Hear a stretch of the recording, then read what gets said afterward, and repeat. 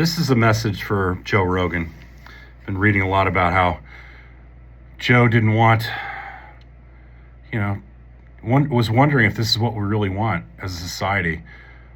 Police picking people off the streets, throwing them into cars, roughing them up, acting thuggish. He actually used the word acting like Gestapo, which we all know what that means. I'm Jeff Newton, a former producer at 60 Minutes, a former senior producer at National Geographic Television and Vice on HBO. Joe, you don't get to ask those questions. Is this what we want? What do you mean, is this what we want? This is what you pushed. You pushed for this. You pushed for this madman to be running our government, knowing that Project 2025 and all those imbeciles behind that were going to push for this stuff, and he was just going to sign on to it because it helped him maintain power. You had to know this. If you didn't know this, you're dumber than I thought you were. Let me ask you a question. Are you going to be hanging out at Mar-a-Lago anymore like you were? Are you going to be hanging out with Trump at the MMA fights that you are a commentator on? Shaking his hand, giving him hugs, all that kind of stuff? Or are you just going to sit there and tell people, gee whiz, we didn't really ask for this, and then turn around and be his best pal like you have been for the last couple of years? Why don't you have a mea culpa moment? Instead of asking questions like, is this what we want? Why don't you say, I fucking am sorry. I am sorry that I helped elect this son of a bitch. I'm sorry I did it. I was wrong. In the end, I'm a talk show guy, but, I was in the media business on, what was it? That radio show you first came on. What was it called again? News Radio. You remember that? You played a maintenance guy. That was the only time you really understood, maybe for a moment, about how the news business works, on News Radio. That was before Fear Factor, right? You remember that? When you're having people eat worms or whatever they were doing, sitting in things crawling all over them in cages, and you know what I mean? Like that's what you are. You were an entertainer who was marginally interesting, a C actor. And you started acting like you were intelligent. And people started believing you. You surround yourself with like Brian Cox, one of the most world's famous physicists, those kind of people. But we're not forgetting the fact that you also put Alex Jones on. I mean, cruel, terrible people you're putting on your show. The list goes on and on. Mr. Ivermectin. You know what I mean? Like, start apologizing for this shit.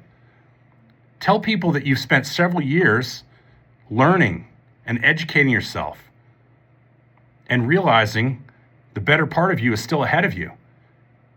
And start telling people that this shit is crazy. But not just like asking the question, like, is this kind of what we want? It's not what we fucking want, man. It's not what we want. And you should take a responsibility for it. Horrible. I'm not going to call you a horrible human being, but you've made some horrible, horrible fucking decisions. And unless you're not hugging it out with Donald Trump at the MMA fights, and you're still going to be that person, You've really put this country in a terrible position because you had a platform that hundreds of millions of people wanted to listen to, and you made hundreds of millions of dollars from it, right? Wasn't it like $100 million? I'm just doing this off the top of my head, so I don't know if my contract's right, but over $100 million at least. It might have been 200 million, wasn't it? Some crazy fucking number for listening to your 3-hour broadcast. And you had all sorts of people on there, but you weren't challenging them enough. And now we have what we have, and you are part of that. You are a big part of why he's in office. So let me tell you what I'm dealing with. I had a woman just leave a message for me I've never met in my life. She's in Savannah, Georgia. Her husband's in the military, was in the military, dealing with the old boys network, just miserable. She's like, I don't know what to do. I'm scared. We're scared.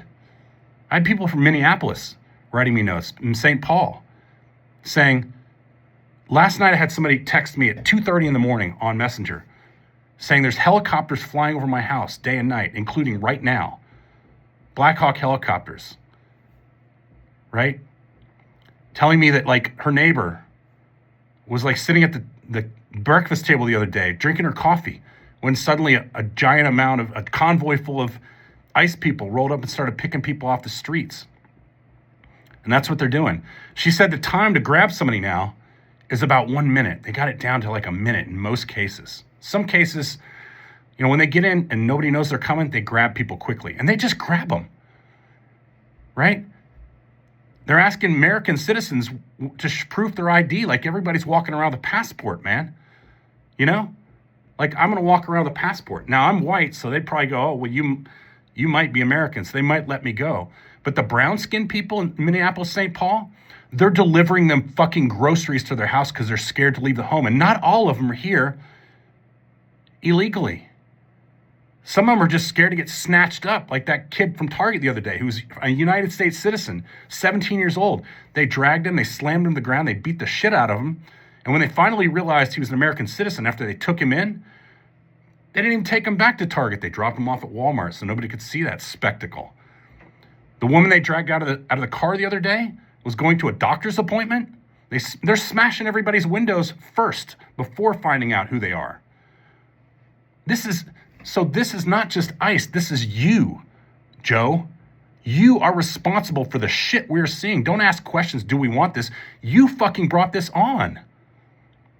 And this is what happens when you have irresponsible media, like the Barry Weisses of the world over at CBS trying to destroy my old show at 60 Minutes.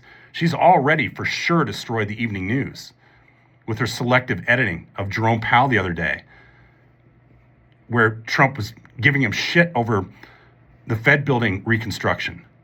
And they cut off the answer where he called him out and said he was lying and he was wrong. They cut that out because they're selective editing. They want to become the next Fox News, thanks to you. These are your decisions when you elect people like this and you push people in front of the American public and call them great guys. Stand up, be a man. You act like a man all the time with your karate kicks and you're making people submissions and all that stuff. What a man does is admits he's wrong. Admit you are fucking wrong. Go on your show. You have 3 hours and say, man, I fucked up. I've made some bad calls, and this was one of them. And I'm not as bright as I thought I was. And start bringing on people who can explain this shit. Not me. I'm not coming on your show. You're a dick. But you owe some people some apologies. The American public, you owe them an apology. You are not patriotic. Dana White and wrestling people, that doesn't make you patriotic. Asking hard questions, standing up to authority makes you patriotic, not acquiescing to the people who are going to give you back big tax cuts. The richest 1% of America. That's what you are. You're in that $200 million club, somewhere in that range. You have a lot of nerve.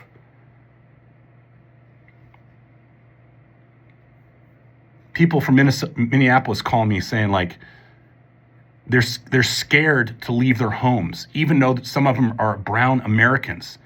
They're shutting down restaurants in Minneapolis because they're scared ICE is going to come get them, regardless of their status. They're surging another 1,000 troops. That's what's being reported in Minneapolis after already having a couple thousand on the ground. They have more ICE force in Minneapolis than the local fucking police do now. Thanks to you.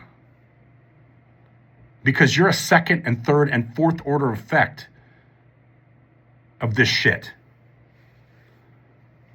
You want a mea culpa? Keep fucking saying you fucked up. News radio. That's your media understanding of how the world media works. That's as far as you know. A maintenance guy on an average comedy show decades ago and having people eat scorpions or whatever you were doing on Fear Factor. Fucking useless. Misfits. Please like, follow, and share so that he sees this shit and he can start taking some responsibility for what he's doing.